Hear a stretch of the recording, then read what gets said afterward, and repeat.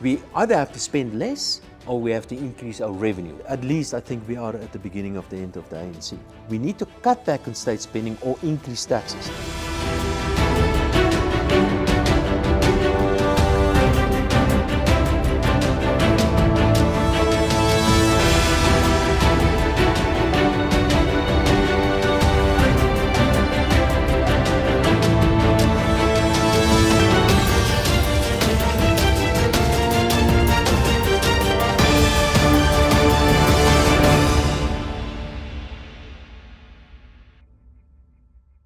One of the most popular guests on State of the Nation has and always will be Dawie Roodt, the economist, outspoken, says exactly what's on his mind, leaves you in no doubt, but has concrete take on the South African situation, as well as the ability to see exactly where we're going. And we're very excited to have once again on the State of the Nation, Dawie Roodt. Dawie, welcome. Thank you very much. I certainly don't know what's going to happen in about a month. Well, hang on a second, you know a lot. But before we even kick off, I'm going to say a couple of things.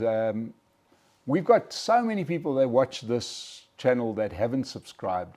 Please subscribe. It helps us. It helps us to build the channel. More people get to see what we're putting out. So if you're a regular watcher and you haven't subscribed, hit the subscribe button. It's absolutely free. And you can get notifications on what we're bringing out and special content. So please go ahead and do that. And if you love what Dawie has to say, look him up on social media. Dawie Roodt at the Efficient Group. You'll see the Efficient Group all over the show. And Dawie Roodt always says what's on his mind. So, Dawie, welcome. Thank you, Mike. Thank you. And let's kick straight off with the sort of latest economic news, which was the first thing that got me reaching for my telephone to get hold of you, and that was our Minister of Finance's warning that South Africa is heading towards the fiscal cliff, and somebody checked that the brakes weren't really working, right? And he said we've got to either raise VAT by a couple of percent or cut back on programs. Immediately the ANC said, what problem? We're not cutting back on any programs like social grants, etc. South Africa has run out of money, right? Yeah, and there's a bit of a problem for the ruling tripartite alliance, and that is there's an election around the corner. Yes. Politicians do not want to cut spending. You certainly do not want to increase taxes before an election. You can do it afterwards, yes, but you don't want to do it before an election. So maybe we can just unpack the fiscal situation. What is clearly happening at the moment, perhaps just giving a bit of a background, the fiscal debt at the moment as a percentage of GDP, economists usually express the fiscal debt as a percentage of GDP, is currently around about 73% of GDP. That excludes the debt of the state-owned enterprises, like for example Eskom. Most of the debt of Eskom, as an example, and many of the other state-owned enterprises are guaranteed by the minister, by the fiscus, or by national government. So excluding that, the debt to GDP ratio currently is about 73% of GDP. The fiscal deficit is basically the difference between how much they spend and what they get in by way of various taxes. That is probably, and I say probably because there's a lot of smoke and mirrors around this, it's probably going to be about 6% or even higher relative to the size of the economy. That means the end of the current financial year, which will be March next year, the debt to GDP ratio is likely to exceed 75% of GDP. And if we continue at this specific trend, the debt to GDP ratio at the end of the next financial year is probably going to be in the region of about 80% of GDP. Now that's becoming a problem. It's becoming a major problem because that debt needs to be financed. And there are a couple of institutions that fund the specific debt. And the institutions are typically things like, for example, pension funds. The insurers, they fund a lot of that. The local savings industry, unit trust, for example, if you invest your money in a unit trust and the interest-bearing unit trust, for example, they would typically buy government debt instruments or state debt instruments. And then very importantly, foreigners, they fund a lot of this, and the local banks funding a lot of this. Now, what has been happening recently, South Africa has been playing war games with the Russians in the sea. So Europeans and Americans, they are the major foreign funders of the South African's fiscal deficit. They've been selling our debt instruments. Not only because of that, some other reasons as well. That means if you sell debt instruments, then the yield goes up, and somebody picked up that slack, or somebody started buying some of those bonds, and they were mostly the South African banks. So much so that the Reserve Bank recently said they stick up a little bit red flag and say, listen, the banks are lending too much money to the state. It's not a problem yet. South African banks are in very good shape. I think the banks are very well looked after by the central bank, but the Reserve Bank are getting a little bit concerned. So the point is, we've got a huge fiscal deficit. They're borrowing a lot of money. The foreigners are selling some of this debt. The local banks are picking up some of this debt. Long-term interest rates are going up, and the rand weakens because of that as well. So we are getting into a situation where the debt levels are rising to such an extent that we are heading for a serious financial crisis of some sorts. Now, I've got an idea, I've got a suspicion how the whole thing is going to pan out, but for now we have to be aware of the fact that we're heading for some serious financial issues here. We can perhaps unpack a little bit the fiscal deficit, what it consists of and all that, but the Minister of Finance is clearly very concerned about that.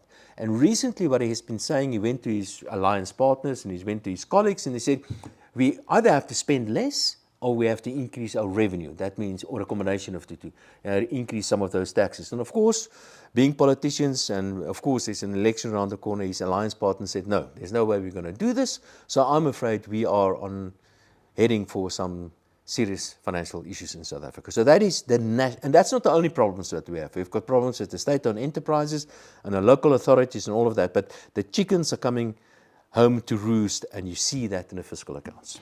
And of course, there's another thing which we seem to have discounted altogether, and that is potentially you could get out of it through economic growth. The economy That's could the be answer. better. That's always the answer. Yeah. You need to get the economy to grow. This economy, now let me just again put the whole thing in perspective here. And you have to include the Reserve Bank in this whole mixture here. So we've got the fiscal accounts, that I've just been talking about, and the fiscal deficit is probably going to be in the region of about 6% of GDP. And it's important to unpack that a little bit, so we could talk about that as well. So a fiscal deficit of 6% of GDP is very expansionary, because the economy is hardly growing, and if you're running a fiscal deficit of 6% of GDP and debt keeps on going up, it means the Minister of Finance is taking savings out of the savings industry and spending that money. So he's boosting the economy. This boost of the economy results to a relatively strong demand in the economy. That pushes up prices, we call that inflation, and the Reserve Bank is getting concerned about that. So the Reserve Bank tightened monetary policy, so they increase interest rates. So we've got expansionary fiscal policy and restrictive monetary policy, and inevitably the result of that is weak economic growth. So we point the fingers at the Reserve Bank and say, listen, but it's all your fault while the economy is not growing, which is true, but we don't have a choice, because the fiscal side of the economy is highly expansionary, and the Reserve Bank is simply trying to neutralize that. But inevitably what is going to happen is that the economy is not going to grow, and that's what we are. It's a bit like trying to drive a car with one foot on the accelerator and one foot on the brake. Exactly. Right? Sometimes you can do that. I mean, typically what you would find globally, in many countries, you will find fiscal accounts expansionary, supporting the economy, monetary policy sort of. But I mean, the extent of the expansionism on the fiscal account has been so huge the last couple of years that we're running out of runway now, because the debt levels have increased to such a level that we are heading for some serious bad Now, things. usually that fiscal expansion could be quite good for an economy. It would be spending on infrastructure, spending on good projects. A good example is if you run a fiscal deficit 5, 6, 7, 10% even of GDP, and your economy is also growing at 10%, it doesn't matter, because the ratio of debt to GDP remains then the same, or it can actually fall. There's another factor, and this is also important to understand, that will reduce debt to GDP ratio or prevent it from going up too much, and that's inflation. And that's why politicians like inflation. Inflation is always bad, except if you owe money. Because inflation erodes the value of money, but inflation also erodes the value of debt. And the biggest debtor in South Africa today is the state. So politicians will want to create this impression that they are increasing spending on wages and on grants and things like that, but they can't do that in real terms because we've run out of money, but they can do that in nominal terms in a high inflationary environment. And that's important to understand that, because I've got a suspicion, whoever wins the election next year, if they are the wrong guys, then the governor of the Reserve Bank, Lesetja Kanago, his term will come to an end at the end of next year, and whoever is going to be the next president of South Africa will have to appoint a new governor of the Reserve Bank. And if it is somebody, like, for example, Fikile Mbalula is part of the new government, and he already indicated that he would like to see the mandate of the Reserve Bank being changed. So that means that inflation could be eventually a major problem in South Africa, much higher than what we're currently seeing. And that's when you ramp up the printing presses. You just say, print money. There's one way out of this. We just print a whole lot of rands in the old sense. So let's just unpack that and see how things can pan out here. So we have rising debt levels, state debt levels. They're not going to stop that now, certainly not before the election. They're not going to stop that after the election either, because, I mean, that's why you have cadres. That's why you have local authorities. That's why you have state-owned enterprises, because that's where you get the opportunities with tenders and with the cadre deployment and stuff like that. So how's this whole thing going to end? And it's going to end where the day will come, and it can happen through various channels. For example, the foreigner is going to say, listen, we are funding you to so much billions of rands. We don't want to fund you anymore for whatever reason, political reasons, for example, or because you don't give us a good enough yield, or because we don't trust the South African government, or whatever the case may be. So foreigners start dumping our bonds. If they start dumping our bonds, the banks will pick up some of those bonds of some of the other institutions in South Africa. The rand will weaken, inflation will go up, the Reserve Bank will increase interest rates, and that will result in much weaker economic growth. So that's a possible scenario. Another possible scenario is that even the local guys will say, even the banks will say, listen, but I'm not going to fund you anymore because I'm not so sure I'm going to get my money back. That will also lead to an increase in long-term interest rates. It will probably lead to a weakening currency and high inflation as well. And depending who's at the Reserve Bank, either high short-term interest rates or interest rates where they are. But the end result is always the same, much, much weaker economic growth. My suspicion is that within the next, well, we will be lucky if this is going to take 3 years. But I think within the next 2 years, at least within the next 2 years, what we are going to see is the rand significantly weaker than where it is at the moment. Pick a number, 25, 30 rand to the US dollar. Long bonds currently trading at about 12%. That can easily go to 15%. Pick another number. Inflation currently around about 5% or so. That can easily go up to 10%, 15%, whatever the case may be. So I'm afraid because of the fiscal accounts, we are heading for very high levels of inflation, a much, much weaker currency, and inevitably also much weaker economic growth. Dawie, you know, when you run out of money, as the saying goes, you know, how do you go bankrupt? You know, slowly at the start and then quickly. We've got an election looming, right? Does everything look pretty much like it's looking now until the election, regardless of what the government does? Well, you know, let's just see where we are. And let's just understand who caused all the troubles in which we are in. There are basically three challenges, three major issues that we need to address in South Africa. The one is the local authorities. The local authorities are in very deep trouble. If you look at the Auditor's General Report, you will find that more than 70% of local authorities are financially just not capable of surviving. The outstanding debt of the local authorities to Eskom only is currently close to 70 billion rand. It goes up by 2 billion every month. The Minister of Finance did indicate that if the local authorities, if they do A, B, and C, he will take over some of that Eskom debt. Well, that's not happening. One or two of them perhaps, but overall, the local authorities are simply increasing their debt to Eskom. So the Minister of Finance, that's an expense item waiting to happen. So either he's going to take over some of the debt of the local authorities to Eskom, or he must give the local authorities some money because they just simply cannot survive as it is. And the local authorities are very important to business, because the local authorities is your first port of call when you talk about an authority. They provide you with electricity, supposed to. They provide you with water and a pavement and stuff like that. So many of them, they simply collapse. So the Minister of Finance must do some kind of transfer to the local authorities. That's going to cost us a lot of money. That's a major issue. But the local authorities are important to the ruling party, because that's where the tenders are. That's where the cadre deployment happens. So that's a major issue. Another issue is the state-owned enterprises. Now I can give you all the numbers. Eskom's outstanding debt is 450 billion, mostly guaranteed by the national government. The debt of, just name them, the Post Office, South African Airways, the NEL, the whole lot of them. They owe a lot of money. They're going to ask for more money going forward, and that, of course, will eventually be for the account of the Minister of Finance. And then, of course, the national accounts as well, that we've been talking about. The national accounts are in very deep trouble. We need to cut back on state spending or increase taxes. There's no room to increase taxes, or very little. The only tax that we can potentially increase that can result in a significant increase in revenue will be value-added tax. But there's only 6 months left in the current financial year. And even if we increase VAT by, say, 2%, that will result in, say, 30 billion additional income to the Minister of Finance, which is not enough. We've got a hole to fill of about between 100 and 150 billion rand in the current financial year only. They're not going to do that because there's an election waiting. And then after that, of course, to bring the fiscal deficit down, to make the debt, to stabilize the debt, you really have to cut back on state spending, and quite a lot. And inevitably, if you want to cut back on state spending, you have to spend less money on people. And if you spend less money on people, people tend to get angry at you. So that, and of course, we've got all the cadres. The cadres need to be fed as well. So no, I can't see how they, and I suspect that the next government is going to be dominated by ANC again.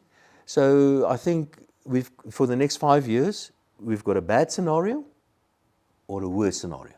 That's what we're heading for. Okay, so let's first, before we get to the bad and the worst scenario, let's talk about the elections. We're less than a year out from that election. The ANC is whistling a tune. Depending on who you ask, people are putting their share of the vote somewhere near the 50% level. Yeah. Right, and it looks like they've got their choice of coalition partners. Are you making do you look at the politics? Yes. Yes, I've got a bit of a view on that as well. I'm not a political analyst. I read what the political analysts say, and I've got my own view on this. And of course, economics used to be called political economy. Whatever happens in politics will have a significant impact on policy and on the economy and all that. So what's the way I see this? What's going to happen in the elections?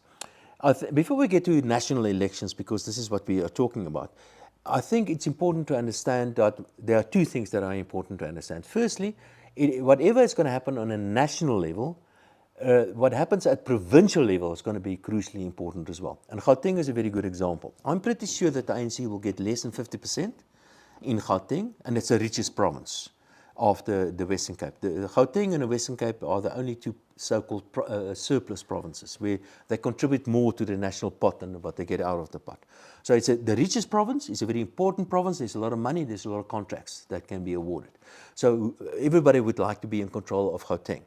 The ANC is probably going to get less than 50%, and that means that they need to form a coalition with somebody. We know that the leadership of the ANC in Gauteng is quite close to the EFF. So I've got a suspicion, chances are quite good. Just keep that in the back of your mind. Chances are quite good with an ANC-EFF coalition in Gauteng. That means that the Gauteng EFF leadership, of the EFF leadership, may demand some sort of position on national level before they enter into coalition on provincial level. So keep that in mind. The second thing that we need to keep in mind is that Cyril Ramaphosa is far more popular than the ANC itself.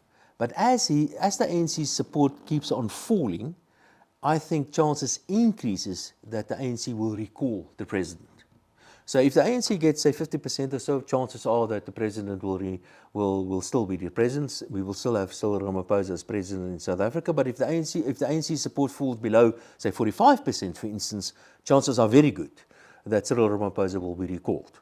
So, and that means that there will be another president. Who can that be? Paul Masitshile is somebody. Fikile Mbalula could be somebody else. And that's important because he had a couple of things to say about the Reserve Bank recently. Or who knows, maybe even Julius Malema as a deputy president, as an example. So keep that in the back of your mind. So what's the outcome of the national elections going to look like? I think it's most likely that we're going to see the ANC getting around 50%. That's the most likely scenario. Perhaps just a side comment. And the good news is that I think we are at the beginning of the end of the ANC. That's the good news. But it's going to take us at least 5 years. So chances are we're going to get an ANC government again, around about 50%. If they get just below 50%, they will form a coalition with some of the smaller political parties. If they get, say, 45%, they will be forced to form a coalition with either the DA or the EFF. Forming a coalition with the DA means the end of the DA. I think that won't be a very clever thing to do, which means only the EFF. So a second possible scenario is the ANC-EFF coalition in national level. Now, that's not a very good scenario. And then, depending who's going to be the president, like I've said, either the president, Cyril Ramaphosa, or maybe people like Paul Masatile, maybe as a deputy Fikile Mbalula. And remember, the end of next year, the governor of the Reserve Bank, his term will come to an end, and whoever is the president of South Africa will appoint the governor of the South African Reserve Bank. And we've already discussed the fiscal situation and the monetary situation. So that's going to be crucially important on who is going to be the next governor of the South African Reserve Bank. Now, Fikile Mbalula recently said, for instance, that we need to change the mandate of the Reserve Bank to have a more progressive mandate, to include things like economic growth and job creation and all that nonsense. That's not the job of the Reserve Bank. So I'm afraid this picture tells me that high inflation, weak currency, weak economic growth is probably going to happen within next. I'm talking much worse than we're currently experiencing. If this all happens, how far are we from making the phone call to the IMF? That's an interesting question, because if you analyze the debt of the fiscal accounts today, the total outstanding debt of the state, I know they call it government debt. It's not government debt, it's state debt. Because it's you and I. We owe this money. And you and I owe about 80,000 Rand more than what we think we owe. That's a per capita debt. So the total outstanding debt at the moment, approximately 12% of that, just over 10%, is denominated in foreign currency, in dollar typically. And the reserves at the South African Reserve Bank, currently approximately $60 billion, is more than enough to pay that off. So we don't need dollars. In fact, that foreign debt, we have to repay that over the next, say, 30 years or so. So it's not going to happen, and this is where South Africa differs from many other so-called emerging economies. In the case of Zambia, as an example, recently, a lot of foreign debt fell due, and they simply did not have the reserves to pay that off. So we're not going to come into, it's unlikely for South Africa to get into a situation where we have a lot of dollar-denominated debt that needs to be paid off. Therefore, you don't need to go to the IMF, because we don't need dollars. The problem is we've got rand debt. We've got debt that is denominated in rands. And what you can do, you can simply print rands and pay that off, which will lead to inflation, as an example. But the Reserve Bank, depending who's the governor of the Reserve Bank, how are they going to manage that? And that's why politics is so important, because who's going to be the new governor of the South African Reserve Bank? So it's either going to be very high short-term interest rates, if it is Lesetja Kganyago, which will lead to weak economic growth, or it's going to be low short-term interest rates and very high inflation, which is going to lead to weak economic growth in any event as well. It is possible that the government will go to the IMF and borrow some money from the IMF, dollars, but the reason why they do that is not because we need dollars, it's simply because they can use that as an excuse to cut back on state spending. So they're going to borrow a lot of dollars, park it at the South African Reserve Bank, convert that into rands as an example, and say, listen, the IMF said we have to do A, B, and C. So you can use that as an excuse to cut back on state spending as an example. But technically, we don't need to go to the IMF to borrow, because we are not in need of dollars. The outstanding debt is mostly denominated in rands. Now, Dawie, I spent a lot of time around the BRICS meeting that took place up here in Sandton recently. What do you know? It was quite a surreal sort of feeling, because you had a lot of the people that have put us into this situation in the same room. They seem to be quite desperate for BRICS to work, and you sort of got the feeling was that the big wallet there belongs to China. Yeah. That hopefully China will step in and they will give them unencumbered money. In other words, here's a loan, pay it back when you feel like it, like you would do to your family. There's some truth in that. There is some truth in that. I like South Africa being part of BRICS. And there are some reasons why. One is that this is an opportunity for South Africa to establish better trade relations with many other countries. And that's what I think what BRICS should be about. So we can enter into some sort of free trade agreement with all the other members of the BRICS club. Unfortunately, what has happened with BRICS, that this is more a China club. Yeah. Because China is by far the biggest economy. If you talk about the so-called BRICS currency, and you ask the Chinese, they would like to see the renminbi, their currency, being the BRICS currency. And there's no vision, there's no BRICS vision really.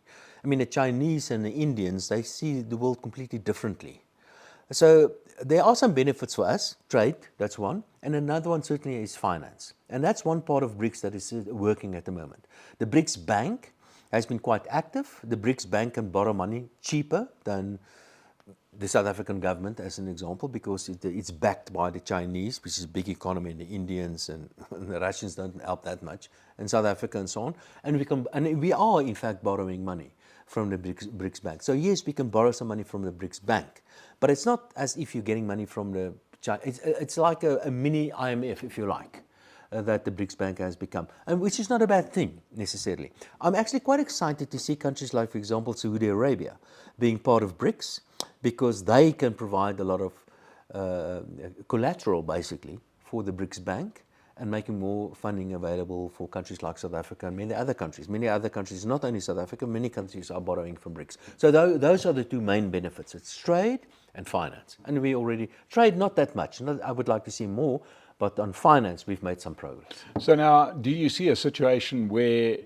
the hallelujah, the lottery win for South Africa, is that we get money from, be it a Saudi or a BRICS Bank or a China, just kind of comes out of the blue, and the other say, here's $1 trillion or whatever. No, that's not going to happen. We're not going to get a major injection from the Saudis or from the Chinese or whatever. In fact, what is happening currently in the case of the Chinese, they're cutting back on how much money they're lending to many developing countries. They've burned their fingers in many instances, so they're actually cutting back. And the Chinese economy is in real deep trouble as it is already. Saudi Arabia, I don't think BRICS is that important to them. Saudi Arabia, they've got some other issues that I think are far more important to them. Saudi Arabia is busy establishing themselves as a regional power in the Middle East of some sorts. And there are a bit of a rivalry between Saudi Arabia and the United States at the moment. So it's quite interesting to follow the politics there. But South Africa is not important to them. South Africa is a tiny economy. South Africa is not the biggest economy in Africa anymore. South Africa has lost the moral high ground that we had until fairly recently. So no, South Africa is just another small developing country somewhere in Africa. So, Dawie, just before we get, we round back to the South African setup, the international setup. You mentioned China. China's having difficulties. They have having, what my mind seems like a really, really bad trade war, as it were, with America. It's a bit of an ideological war, a whole lot of things wrapped up into one, and it seems to be hurting China quite badly. What's your view on China? Yeah, it's a weird thing. You know, everybody's talking about the Chinese economy really experiencing all these difficulties because they're only going to grow at about 3 or 4 or 5% only. Yes. So that's a recession in Chinese terms, because they've been growing at some years as strong as 12% economic growth. There are a couple of headwinds in the case of China. You mentioned politics. Xi Jinping is a real communist, and he's really changing certain policies. The past, say, 30 years, we saw this amazing rate of economic growth in China because they've actually liberalized a lot of things. And in the case of Xi Jinping, he's rolling back much of that. So there's an ideological change happening in the government in China. Then they have some other specific economic issues. That the local authorities are in very deep trouble in China. And then they've got a massive debt problem, and they've got an asset bubble in China as well. And then, of course, they've got some issues with the Americans as well. And very importantly, the population in China is actually contracting, and that is something that weighs on economic growth always. So put all of this together, I think what we're going to see for China is economic growth, 3, 4, 5% perhaps over the next number of years. So we're not going to see this 8-10% economic growth in China anymore. And that's more, we're not going to see the Chinese, unlikely to see the Chinese economy going in a deep recession. Much weaker economic growth. So I think the Chinese economy is going to grow at a much more the normal level in the future. The economy that I really love, and we've spoken about this before, and that's the Indians. I think the Indian economy is just shooting out the lights, and the Indian economy is going to be the big driving force, a big engine of global economic growth going forward. So, but the Chinese, they've had their run. The past, say, 40 years or so was very much the Chinese, 40 decades of Chinese economic growth, but that is slowly coming to an end. Do you think there's any chance? Yeah, the Indian model, the Indian economy at the moment is if you look at it, it's doing some amazing things and dragging a lot of, pushing that country forward. And I don't see China reaching the #1 status in the world, and I see India going past them, in the not too distant future. In terms of the size of the economy, or in terms of economic growth, because India is already growing much faster than the Chinese, but it's a long way to before the Indians going to catch up with the Chinese. I mean, the Chinese economy is probably 3-4 times the size of the Indian economy. Right, but they're doing some things that they're doing amazing stuff. Doing amazing things, and it all stems from a decision to liberalise the economy. Yeah, that was taken in the early 90s. And I always use the example of our first cricket tour, when South Africa went to India, and India couldn't afford to host South Africa for 3 one-day internationals. South Africa funded the tour, and if you remember, it had very bad TV coverage, and the advertisers around the ground were South African companies because Indian companies couldn't afford to do it. That just shows you what happens if you liberalize an economy. But, I suppose we know the answer to the question.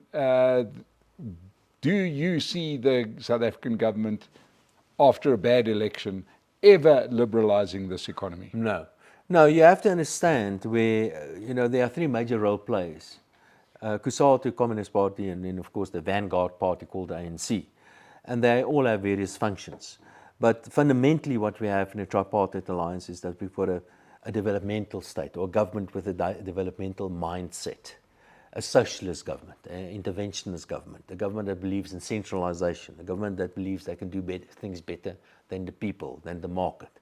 So that's what we have. And on top of that, we've got cadre deployment and incompetence and corruption and all of that. So the ideology of the tripartite alliance is a socialist kind of ideology. I say kind of ideology because not all of them are really convinced about this ideology. Many of them are there just because they can use this opportunity to line their own pockets. There are some real ideologues. Pravin Gordhan is a real ideologue. Patel is a real... Wow. No, those are the real ideologues. They are the real bleeding heart communists, which is the wrong ideology to start off with. But on top of all of that, you've got, like I've said, incompetence and cadre deployment and just corruption and all of that. So, I mean, this is a recipe for disaster, and that's what we're experiencing today. I always say it's a bit of a cruel joke played by the ANC that our ministers of trade and industry are always hardcore ideologues that hate trade and industry. We had Alec Irwin, we had Rob, what is his name? He was also hated trade and industry, and Ibrahim Patel. So what happens next? Yeah, well, I'm afraid to say that we started this conversation by saying the good news is that we're at the beginning of the end of the ANC. I can just make a side comment, Looking at the way that the ANC reacted to the elections in Zimbabwe, I'm getting really worried about democracy in South Africa. Will they accept a loss, for example? Will there be an election? I don't want to be too alarmist, but I'm just asking these kind of questions because to see how they reacted to what's happening in Zimbabwe. But the good news is, at least I think we are at the beginning of the end of the ANC. But like I've said, the bad scenario is that we will have another ANC-dominated government for the next 5 years. And the worst scenario is we will have an ANC-dominated government in South Africa with a couple of really bad bed partners. And it could be like, for example, the EFF. But we are in a transition phase in South Africa. And I think we can compare this to where South Africa was about 30 years ago. That was also a transition period. So for the next five years or so, a transition is never good for South Africa. We are not a mature democracy yet. You're only a mature democracy once you've passed the baton over to another political party and back again. So it becomes normal for political parties to take over power. We're not there yet. The ANC has been the dominant party for the past 30 years. I don't think it's going to be that easy for them to give up power.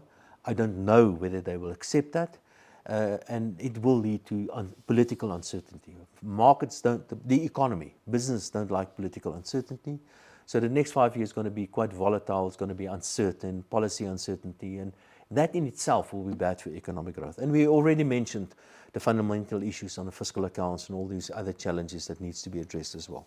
So I'm afraid for the next 5 years it's going to be quite difficult. Thereafter, hopefully it will be the end of the ANC, it could be a real new dawn, and maybe then we can start picking up the pieces and get the economy to grow again. But for now, for the next 5 years, I'm actually quite concerned. Last question. With all of this bad news, and we're living the bad news, we're living with stage 6 load shedding, we're living with no trains, we're living with a whole lot of things that lived experience.